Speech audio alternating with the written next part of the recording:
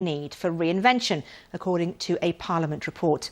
The Committee for the Regeneration of Seaside Towns and Communities has recommended improvements to transport, housing and broadband.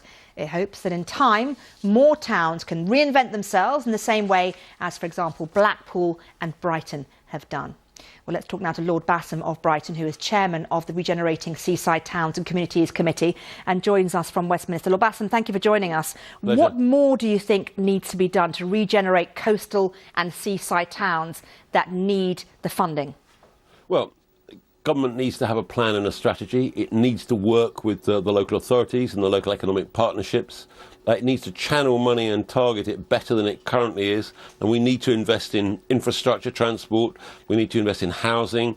And we need to invest in high-speed broadband. And importantly, we need to ensure that education works in those coastal communities, because there is evidence that they are falling behind and that young people there are not getting the benefit of higher and further education. There's been a fall off of some 27% in the last 7 or 8 years, and that's very worrying as a trend indeed. The report says that many seaside towns still rely on tourism as a key economic activity, but some areas, however, will need to diversify their local economies. Diversify how?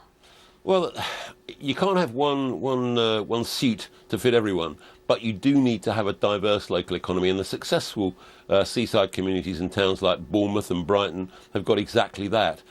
Brighton's particularly well served because it's got good transport links, it's close to the capital, close to Gatwick, but it's also got a more diverse economy. 40,000 students come there every year.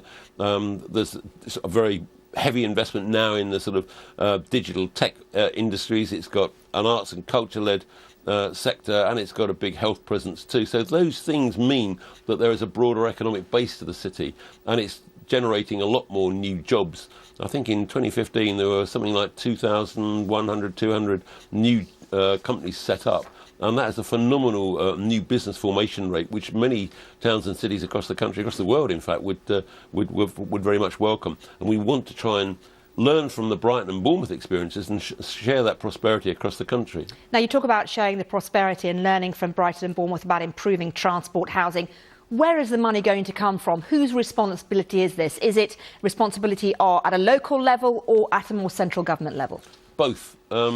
If central government provides some of the funding, and it's got to be channeled correctly, local authorities can borrow more to invest, because capital projects particularly require more money, then you will attract the enterprises in. You've got to use central and local government to provide a platform, and then you will definitely get the private sector, the entrepreneurs, those with the imagination to come in and invest their money as well. And that's when it works best. OK, Lord Bassam of Brighton, good to talk to you. Thank you very much. Thank you.